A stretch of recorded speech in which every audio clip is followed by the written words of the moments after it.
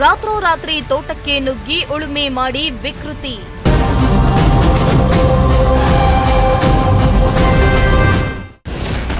$550ಕ್ಕೂ ಹೆಚ್ಚು ಅಡಿಕೆ ಗಿಡಗಳನ್ನ ನಾಶ ಮಾಡಿದ ಕಿಡಿಗೇಡಿಗಳು.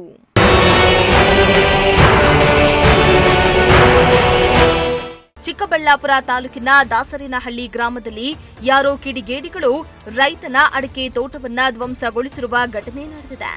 ಸುಮಾರು $550ಕ್ಕೂ ಹೆಚ್ಚು ಅಡಿಕೆ ಗಿಡಗಳನ್ನ ನಾಶಪಡಿಸಲಾಗಿದ್ದು, ಲಕ್ಷಾಂತರ ರೂಪಾಯಿ ಹೂಡಿಕೆ ಮಾಡಿದ್ದ ರೈತ ಕಂಗಾಲಾಗಿದ್ದಾನೆ.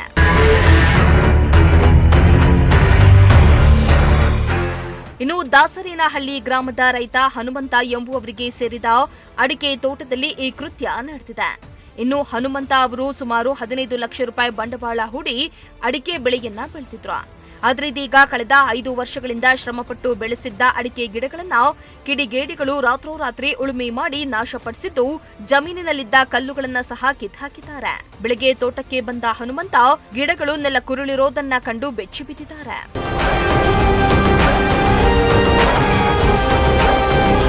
ಇನ್ನು ರೈತ ಹನುಮಂತ ಅವರು ಈ ಕೃತ್ಯದ ಹಿಂದೆ ಗ್ರಾಮದ ಮುದ್ದುಕೃಷ್ಣಪ್ಪ ಹಾಗೂ ವೆಂಕಟರೆಡ್ಡಿ ಅವರ ಕುಟುಂಬಸ್ಥರ ಕೈವಾಡ ಇರಬಹುದೆಂಬ ಅನುಮಾನವನ್ನ ವ್ಯಕ್ತಪಡಿಸಿದ್ದು, ದ್ವೇಷ ಸಾಧಿಸುವ ಉದ್ದೇಶದಿಂದಲೇ ಈ ಕೃತ್ಯವನ್ನ ಎಸಗಿದ್ದಾರೆ ಎಂದಿದ್ದಾರೆ. ಸದ್ಯ ಈ ಸಂಬಂಧ ರೈತರು ಪೊಲೀಸರಿಗೆ ದೂರನ್ನ ನೀಡಿದ್ದು, ಪ್ರಕರಣದ ಕುರಿತು ಸರಿಯಾದ ತನಿಖೆ ನಡೆಸಿ ನ್ಯಾಯವನ್ನ ಒದಗಿಸಿಕೊಡುವಂತೆ ಮನವಿಯನ್ನ ಮಾಡಿದ್ದಾರೆ. ನೋಡಿ, ಎಲ್ಲ ಕ್ಲೀನಾಗಿ ಮಕ್ಕಳಿಗಿಂತ ಹೆಚ್ಚಾಗಿ ಸಾಕಿದ ಅಡಿಕೆ ಗಿಡನೆಲ್ಲ ಕಿತ್ತು ಕ್ಲೀನಾಗಿ ಉಳುಮೆ ಮಾಡಿಕೊಂಡು ಎಲ್ಲ ಹೋಗಿದ್ದಾರೆ. ನಾನು ಇಲ್ಲೇ ಇರೋ ಟೈಮಲ್ಲಿ ನೋಡಿಕೊಂಡು ದೊಡ್ಡತಮ್ಮನಹಳ್ಳಿ ಮುದ್ಕೃಷ್ಣಪ್ಪ ಮಕ್ಕಳು ಮಂಜುನಾಥ್ ಮತ್ತು ಇನ್ನೊಬ್ಬರು ಸೇರಿ ಮತ್ತು ಪೆಂಡ್ಲೋರಹಳ್ಳಿ ವೆಂಕಟರೆಡ್ಡಿ ಪಾಪಣ್ಣ ಮಗ ವೆಂಕಟರೆಡ್ಡಿ ಅವರು ಸೇರಿ ನನ್ನ ಜಮೀನೆಲ್ಲ ಉಳುಮೆ ಮಾಡಿ ಗಿಡ ಎಲ್ಲ ಕಿತ್ತಾಕ್ಬಿಟ್ಟು ಟ್ಯಾಕ್ಟ್ರಲ್ಲಿ ಉಳುಮೆ ಮಾಡಿಕೊಂಡು ದಾರಿ ಸಹ ಉಳುಮೆ ಮಾಡಿಕೊಂಡು ನನ್ನ ಕಾಂಪೌಂಡ್ ಎಲ್ಲ ಕಿತ್ತು ಪೀಸ್ ಮಾಡಾಕಿ ಕಲ್ಲುಗಳು 50 ಕಲ್ಲಿತ್ತು. 50 ಕಲ್ಲಲ್ಲಿ ಒಂದು ಕಲ್ಲು ಇಲ್ದಿರೋ ಎಲ್ಲ ಕ್ಲೀನಾಗಿ ಪುಡಿ ಮಾಡಿ ಬಿಸಾಕಿ ಹೋಗಿದ್ದಾರೆ. ಅಲ್ಲ, ಯಾಕೆ ಈ ಥರ ಮಾಡೋದು ಅಂತ?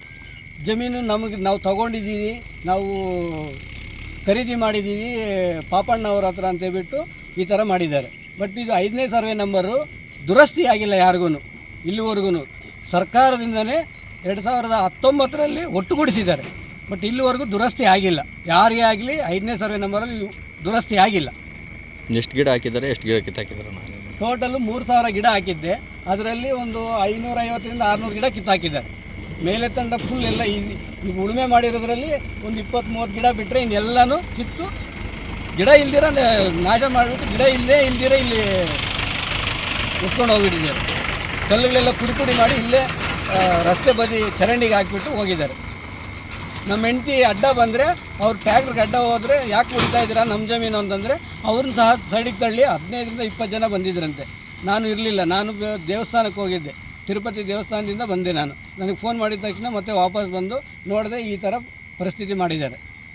ಯಾವ ಥರ ಅನ್ಸುತ್ತೆ ನೋಡೋದು? ಈಗ ಹೊಟ್ಟೆ ಕರಳು ಚುರುಕು ಅನ್ನುತ್ತೆ. ಮಕ್ಕಳಿಗಿಂತ ಹೆಚ್ಚಾಗಿ ನನ್ನ ಮಕ್ಕಳೇ ಸಾಯ್ತವಲ್ಲ ಅಂತ ಒಂದು ದುಃಖ ಆಗುತ್ತೆ. ಇನ್ನು ಘಟನಾ ಸ್ಥಳಕ್ಕೆ ಭೇಟಿಯನ್ನ ನೀಡಿದ ಪೊಲೀಸರು ಪರಿಶೀಲನೆಯನ್ನ ನಡೆಸಿದ್ದು, ಈ ಸಂಬಂಧ ಪೇರಸಂದ್ರ ಪೊಲೀಸ್ ಠಾಣೆಯಲ್ಲಿ ಪ್ರಕರಣ ದಾಖಲಾಗಿದೆ. ಸದ್ಯ ಕಿಡಿಗೇಡಿಗಳ ಪತ್ತೆಗೆ ಪೊಲೀಸರು ತನಿಖೆಯನ್ನ ಮುಂದುವರೆಸಿದ್ದಾರೆ. ಮೋಹನ್ ಕುಮಾರ್, ಪ್ರಜಾಶಕ್ತಿ ಟಿವಿ, ಚಿಕ್ಕಬಳ್ಳಾಪುರ.